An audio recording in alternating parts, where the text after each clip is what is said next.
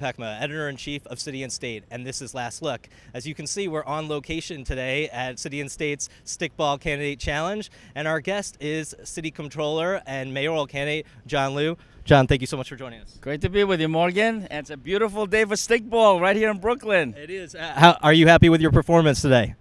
Well, listen, you can always do better. At least I made contact on all my swings, and I think I'm leading so far. Yes, your farthest hit was 160 feet. Very impressive. Very nice. Although I think it was 165, man. Oh, I'm sorry. I didn't want to shortchange you.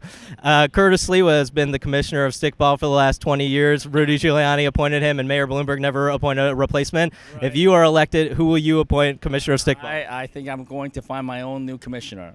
Do you have any ideas? I do have ideas. I haven't dropped any names during this election, but shortly after, during the transition, we'll find the best stickball commissioner there is in the city of New York. So how do you think the campaign's going here in the final lap? Are you confident of your chances? Well, we're in the home stretch, and yes, I absolutely am. We've got a strong campaign. I've got a strong message, and the voters are taking to that message. I've been talking with them directly as well as through campaign teams, and you know what? It's all, at the end of the day, it's up to the voters to decide. Do you feel that your campaign has been hobbled by the Campaign Finance Board denying you matching funds? Absolutely. The Campaign Finance Board made a terribly wrong decision.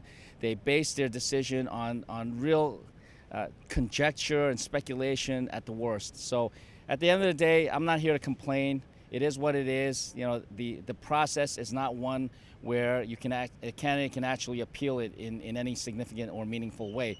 So look, at the end of the day, my campaign has never been about the money. It's always been about the people, the volunteers, the supporters, even the donors that we have in every part of the city, and I'm very proud of the way we've run it. I mean, are you going to seek any type of legal recourse against the CFB? I mean, certainly you can't come up with television commercials like your opponents right now because you don't have millions of dollars of matching funds.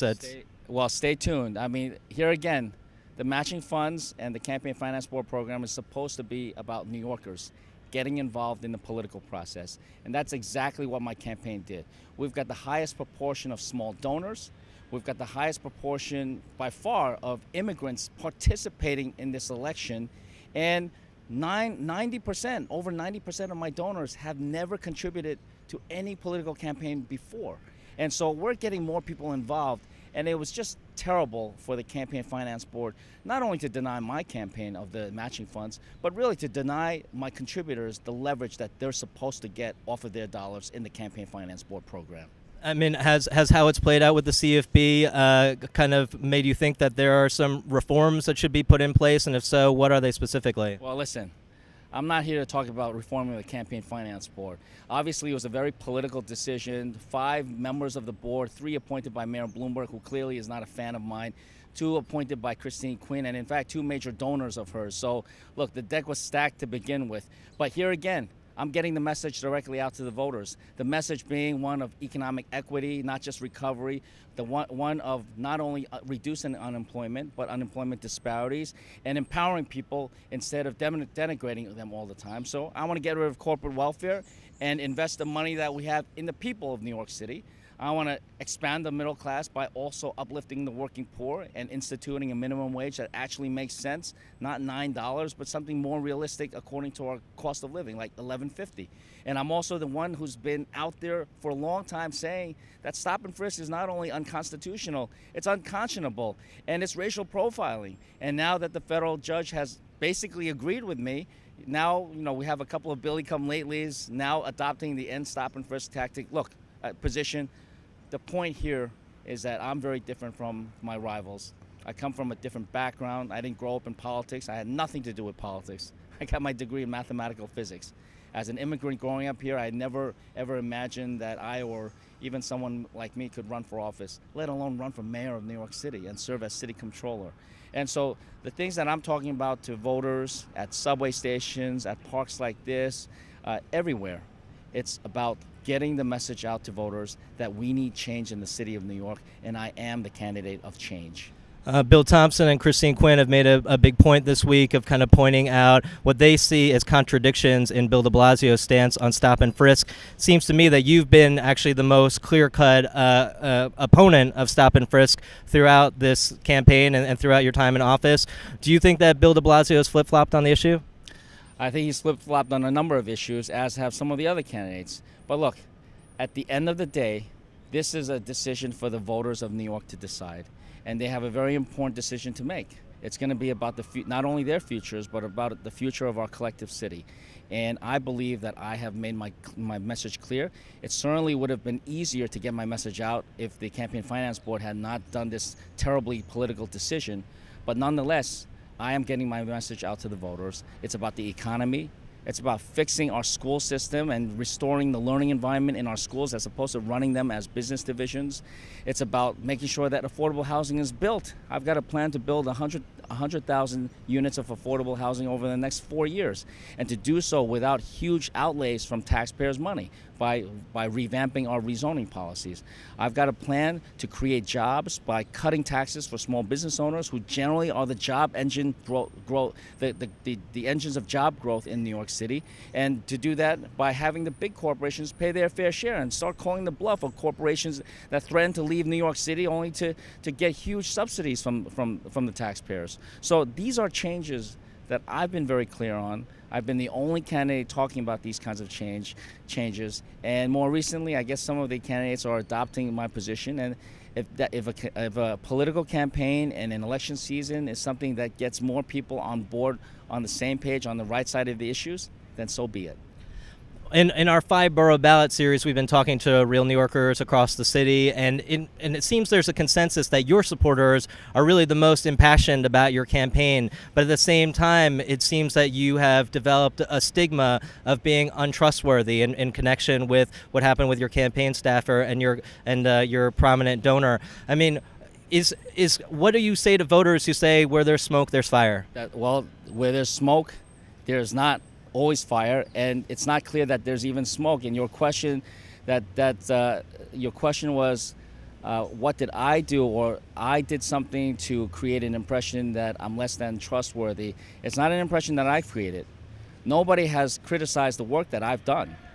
Well, first as a council member and now as comptroller. I've saved taxpayers billions of dollars. I've created jobs through our construction programs financed by low interest rate loans. I have an investment record, 58% cumulative investment returns over the past 4 years. And so there's nothing that people can criticize about my record or the work that I've done. But there has been this investigation into my fundraising. I certainly didn't start that, and I didn't do anything that would necessitate this kind of investigation. This has been an investigation that's been long drawn out. It's gone through an entire trial. There have been innuendos and insinuations against me that never have been proven, in fact, downright scurrilous. And at the end of the day, what do they have? They have a witch hunt for which there is no witch. At the end of the day, I am now proud to be the most thoroughly investigated candidate in the history of New York. And when you talk about this stigma, it's a stigma that perhaps the powers that be laid on top of me, but not something that I created or not something that my campaign was responsible for. So that you do think that you've been a victim of political persecution? Well, you know what? I've gone after some pretty powerful interests in this city. I've gone after Mayor Bloomberg's City Hall. I've gone after the MTA. I've gone after Wall Street titans and corporations for not being truthful with the public. I've gone after big banks that continued our foreclosure, that allowed our foreclosure crisis in the city to continue, taking people out of their homes. And so I've been told from the get-go, don't go after people too hard because they're going to come after you. But you know what? That's never deterred me from doing the job that I was elected to do independently and vigorously, and that's certainly not going to deter my ability to get my message out to the voters directly and campaign for this most important office, again, that will dictate the future of our collective city. After the Campaign Finance Board denied you your matching funds, some pundits speculated that you might consider dropping out of the race and playing kingmaker because you have such a strong voting bloc behind you. Did you ever contemplate that? I never have, because it's always been about what my supporters want and something that the changes that I want to make in this city. I do believe we need changes in this city. And look, these so-called pundits and pollsters and experts, they said my campaign was dead 2 years ago. And then they said it again a year and a half ago. Every few months, there are these pundits that come out of the woodwork that say that my campaign is dead.